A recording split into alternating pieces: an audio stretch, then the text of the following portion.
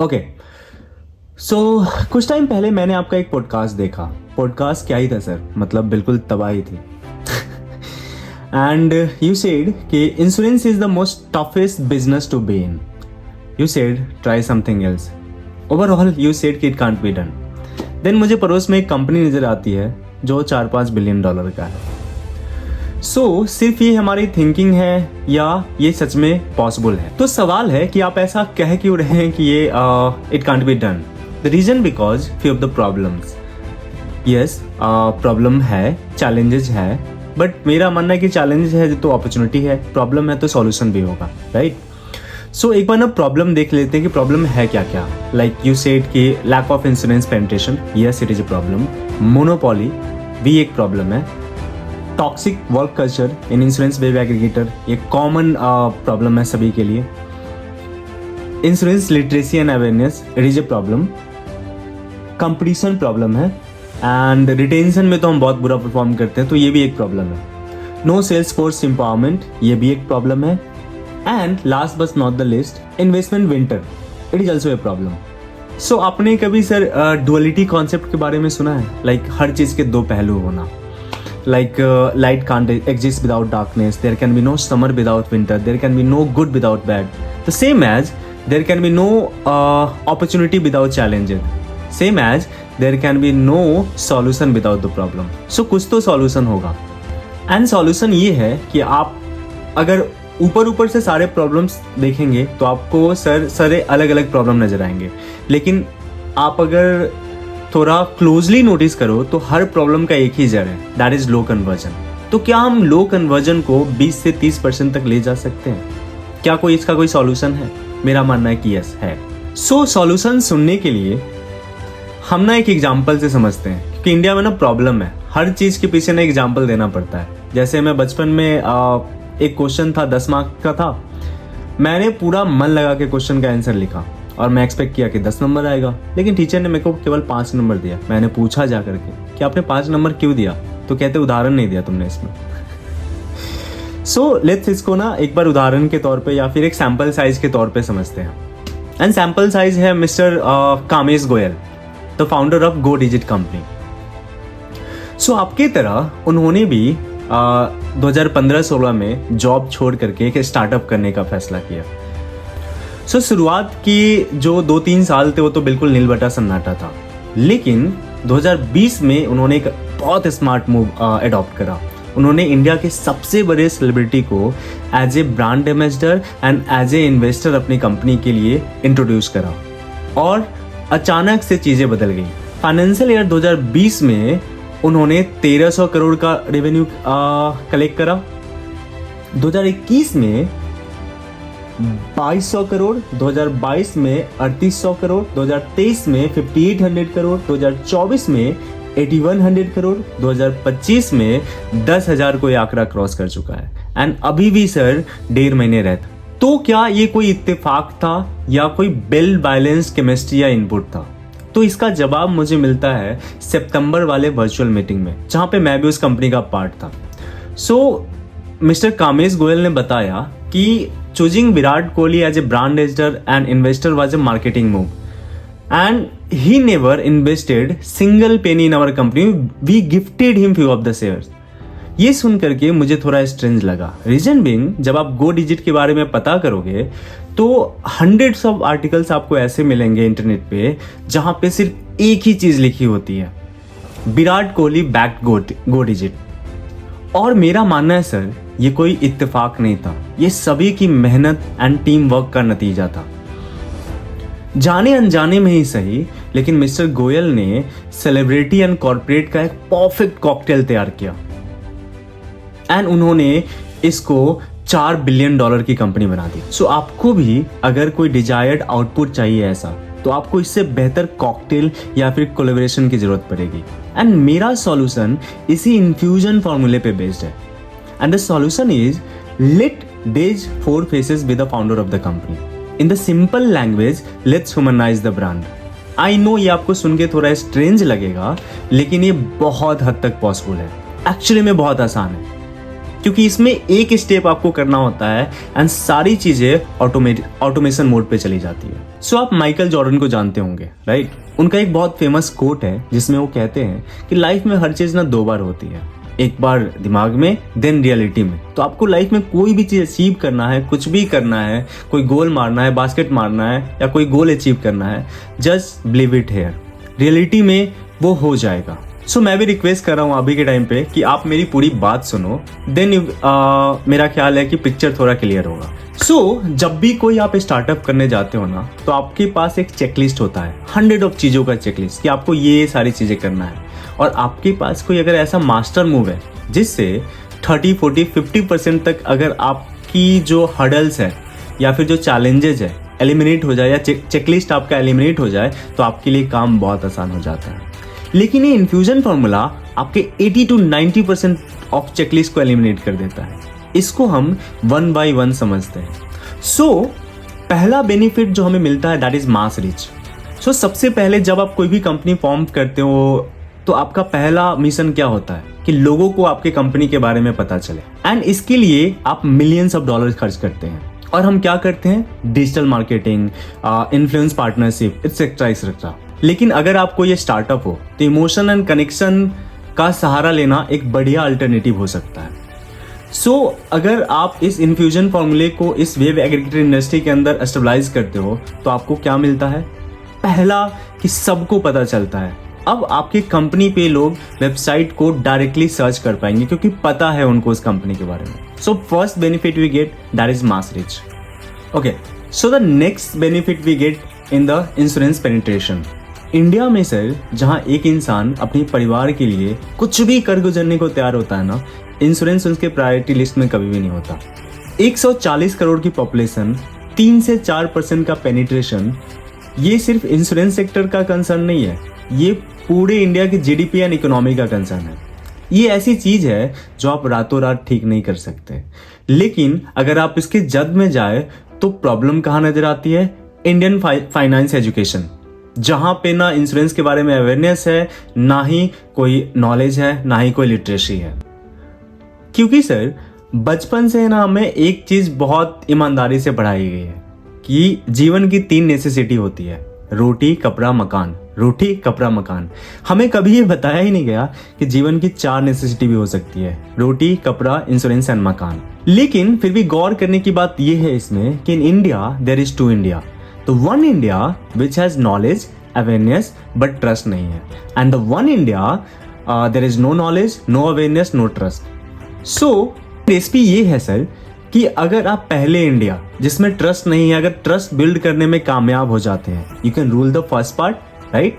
लेकिन दूसरा इंडिया जहां पे ना नॉलेज है, ना अवेयरनेस है, ना ट्रस्ट है, अगर आप नॉलेज और अवेयरनेस क्रिएट करने में कामयाब हो जाते हैं तो ट्रस्ट ऑटोमेटिकली बिल्ड हो जाता है वहां पे, एंड आप वहां पे भी आप रूल कर सकते हैं। सो एज आई सेड, ये रातों रात ठीक नहीं हो सकती, ये एक चैलेंज जरूर है, लेकिन फ्यूचर में ये एक बड़ा अपॉर्चुनिटी है सर।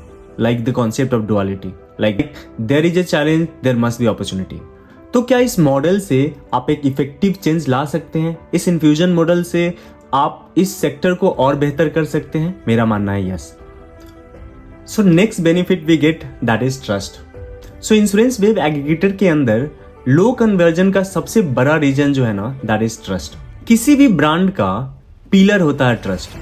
कस्टमर आपके ब्रांड पे जितना ज्यादा भरोसा करेंगे, ट्रस्ट करेंगे, आपका बिजनेस उतना सक्सेसफुल एंड सस्टेनेबल होगा। ट्रस्ट ब्रांड और कस्टमर के बीच का एक इनविजिबल बॉन्ड होता है जो product quality, transparency, customer service के जरिए बनाया जाता है। लेकिन अगर आप एक स्टार्टअप हो तो इमोशन एंड कनेक्शन बिल्ड करना एक बढ़िया अल्टरनेटिव हो सकता है, क्योंकि आपके पास मनी तो है, आइडिया तो है, लेकिन ट्रस्ट बिल्ड करने का पावर नहीं है। सो किसी भी वेब एग्रीगेटर पे ट्रस्ट ना होना ये एक बड़ी अपॉर्चुनिटी के तौर पे। साइकोलॉजी में एक टर्म होता है that is called the hollow effect. मतलब सर किसी भी पॉजिटिव इमेज के बेसिस पे हम प्रोडक्ट के बारे में जज कर सकते हैं। शायद यही कारण है कि जब भी कोई सेलिब्रिटी एक ब्रांड को स्विच करके दूसरे ब्रांड की तरफ जाता है तो हमारा जो ट्रस्ट उस ब्रांड के प्रति था वो उतना लॉयल नहीं रहता और हम अगले ब्रांड को ज्यादा ट्रस्टवर्दी समझने लगते हैं। मिसाल के तौर पे आईपीएल देखते होंगे आप, राइट? मैं अगर आपसे पूछूं कि आपका फेवरेट टीम कौन सा है, माइट बी यू से Mumbai Indians, Chennai super king या फिर आरसीबी, राइट? लेकिन ये तो सारे फ्रेंचाइज है। लेकिन सवाल है कि आप इनको क्यों पसंद करते हैं? Mumbai Indians might be due to Rohit Sharma, CSK क्योंकि माही हो सकते हैं, आरसीबी क्योंकि विराट कोहली हो सकते हैं। अगर मैं इन प्लेयर्स को टीम के साथ स्विच कर दूं और मैं आपसे पूछूं कि आपका फेवरेट टीम कौन सा है, नाउ आपके लिए एक सवाल बन करके रह जाएगा कि मेरा फेवरेट टीम कौन है, और 99% केसेस में आपका टीम बदल जाता है। दैट्स कॉल्ड सर पारा सोशल बॉन्डिंग। हमारा दिमाग one sided emotional bond create करता है एंड उस हॉलो इफेक्ट की वजह से हम ब्रांड तो स्विच कर लेते हैं, लेकिन एक इंसान से दूर जाना बहुत मुश्किल होता है। इसका मतलब जिससे हम जुड़े हैं उससे दूर जा पाना it's like quite tough. So as I said, trust की कमी सबसे बड़ी अपॉर्चुनिटी बन सकती है। कुल मिलाकर हमारा दिमाग familiarity, emotions, connections and expression based पे डिसीजन लेता है, एंड ये मॉडल मेरा मानना है कि परफेक्ट फिट है ट्रस्ट को और बेहतर से बेहतर करने के लिए। So the next benefit we get in conversion.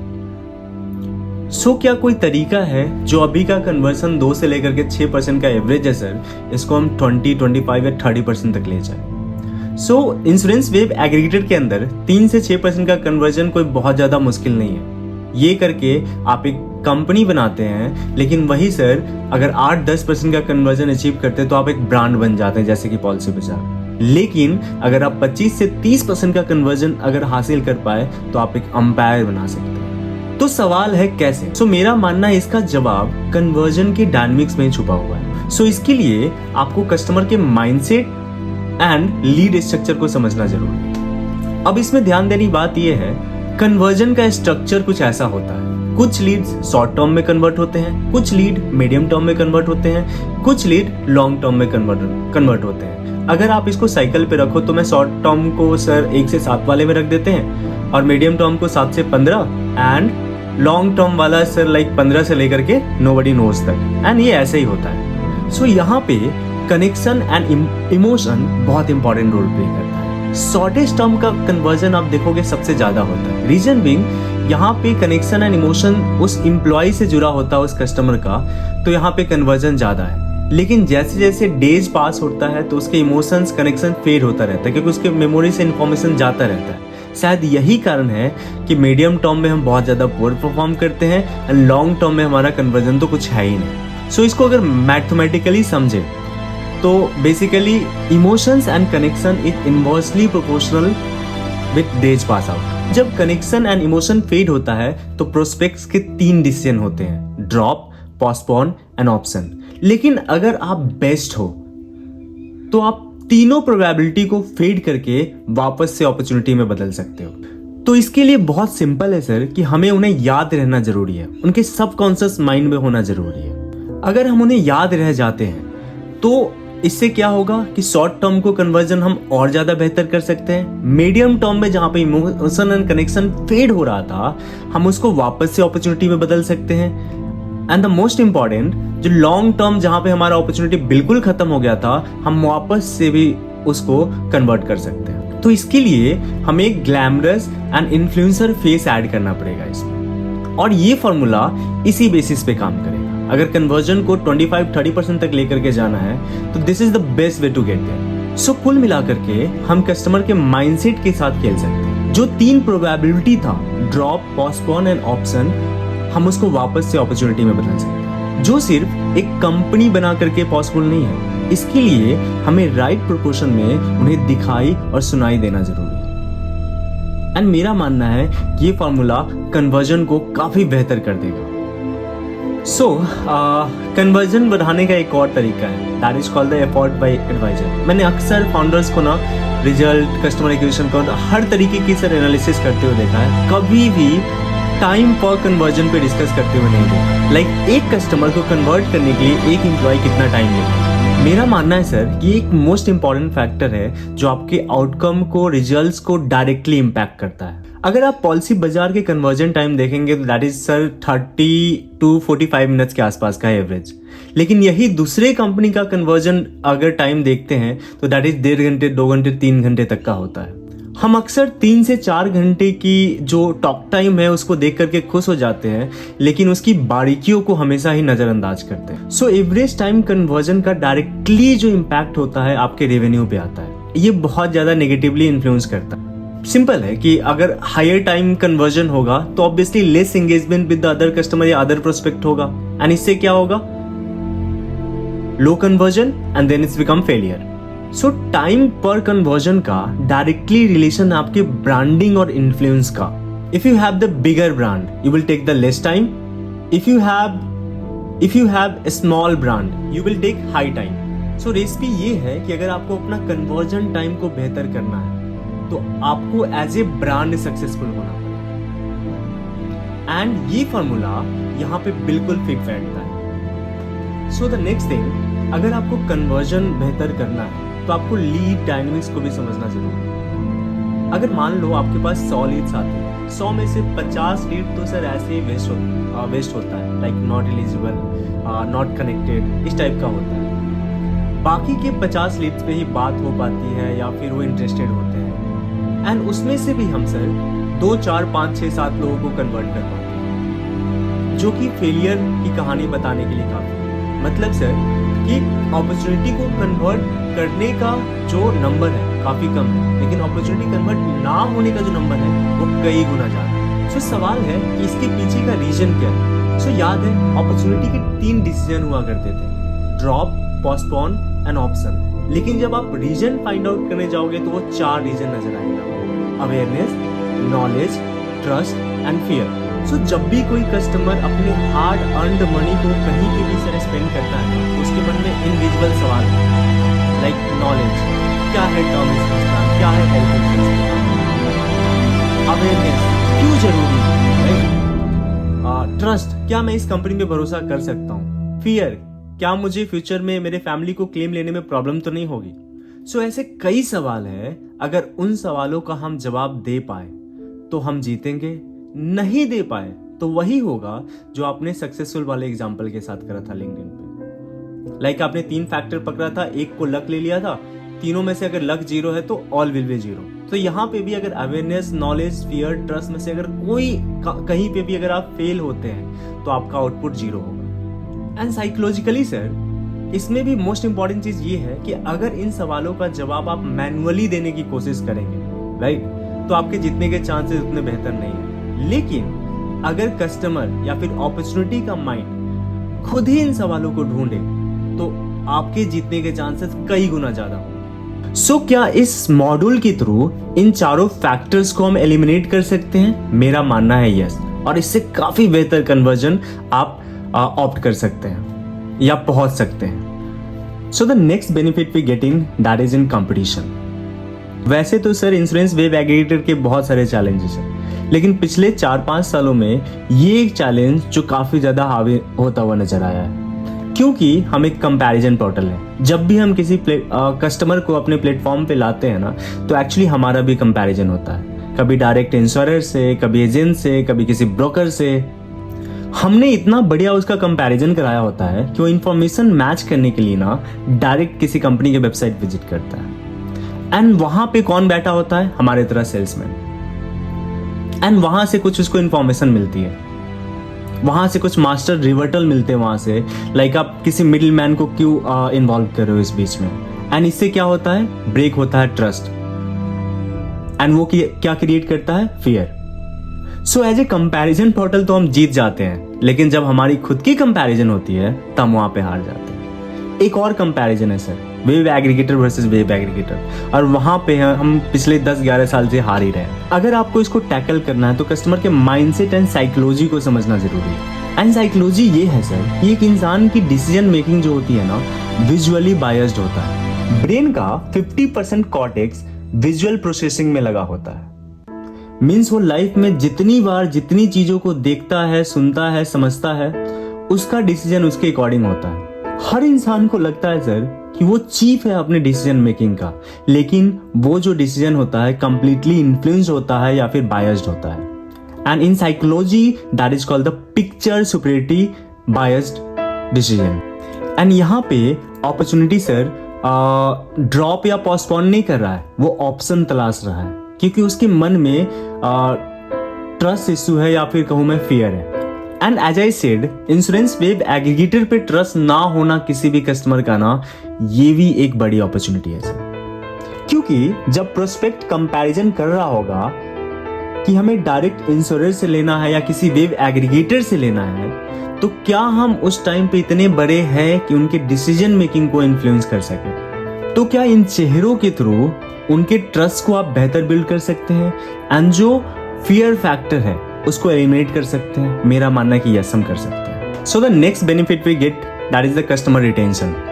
आज के टाइम पे जो कस्टमर की जो बाइंग डायनेमिक्स है बहुत डिफरेंट है। आज वो किसी एक प्लेटफॉर्म से टर्म इंश्योरेंस प्लान ले रहा है तो हेल्थ इंश्योरेंस प्लान कहीं और से ले रहा है, फ्यूचर में उसको इन्वेस्टमेंट लेना है तो कहीं और से लेगा। सवाल है कि वो ऐसा क्यों कर रहा है? क्योंकि सेम उसको एक प्लेटफॉर्म पे ट्रस्ट नहीं है या फिर उसके मन में कहीं ना कहीं एक फियर बैठा हुआ है। तो क्या इस मॉड्यूल के थ्रू आप कस्टमर रिटेंशन को बेहतर कर सकते हैं? मेरा मानना है कि आप बहुत ज्यादा बेहतर कर सकते हैं। जो कस्टमर रिटेंशन आज के डेट में सर मेरा मानना है कि 2-4-5% के आसपास है, इसको 70-80% तक आप ले जा सकते हैं। So the next benefit we get, that is team building. करीब 1 साल पहले आपने लिंक्डइन पे एक पोस्ट डाला था, एक आपने सिग्नोमेटिक टेस्ट ऐसा कुछ बनाने के लिए बोला था जिसमें आप राइट टैलेंट को हायर कर सके। 140 करोड़ की पॉपुलेशन है इंडिया में, आप कह रहे हैं सर कि 200 अच्छे लोग आपको, 200 अच्छे सेल्स पर्सन नहीं मिल पा रहा है आपको। And actually it is a concern, लेकिन मेरा मानना है कि रीजन कुछ और है। मसलन एक एम्प्लॉय पॉलिसी बाजार में 10, 15 या 20 लाख का मंथली एपी कलेक्ट कर रहा है, वही सेम एम्प्लॉय ग्रुप को अगर मैं किसी और कंपनी में रख दूं, लाइक पॉलिसी एक्स, इंश्योरेंस देखो या एनी अदर कंपनी, उसका इफिशियंसी 400 से 500% तक ड्रॉप डाउन कर जाता है। वो 2 से 4 लाख से ज्यादा कर ही नहीं पाता है। एंड इसका सिंपल मतलब क्या है कि कन्वर्जन सर एम्प्लॉय पे डिपेंड नहीं करता, कंपनी की इफिशियंसी पे डिपेंड करता है, उनकी ब्रांडिंग पे डिपेंड करता है। मतलब आपका जितना बड़ा ब्रांड होगा, कन्वर्जन के चांसेस उतने ज्यादा होंगे। लेकिन हम ब्लेम किसे करते हैं? उस सेल्स पर्सन को। लेकिन थोड़ा सा जड़ में जाए तो रिस्पॉन्सिबल कौन है? कंपनी। रीजन क्या है? और कॉज कुछ और है। सो अभी तक के डायनामिक के हिसाब से मेरा मानना है कि आपको इतना समझ में आ गया होगा कि insurance is not about sale, it's about making the brand only. The next benefit we get sir, funding and investment. मेरा मानना है कि इन्वेस्टर्स के ना 2 ही रूल होते हैं लाइफ में। पहला rule, don't lose my money, and the second rule is don't forget the rule number 1। And जब आप कन्वर्जन को 25-30% तक ले जाने में कैपेबल हो जाते हो तो आप एक नई कहानी लिखते हो। सो एट द एंड एक सवाल है कि why them as a founder? Marvel वालों की एक मूवी है, that is called the Avenger. जब अर्थ वालों को पता चलता है ना कि उनकी लड़ाई ऐसे सुपर पावर से होने वाली है जिनसे वो कभी जीत नहीं पाएंगे, तो वो सुपर हीरोज की फौज इकट्ठा करते हैं, एक टीम बनाते हैं एवेंजर नाम से। उसमें सारे सुपर हीरोज होते हैं और अपनी लड़ाई को उनकी लड़ाई बना देते हैं।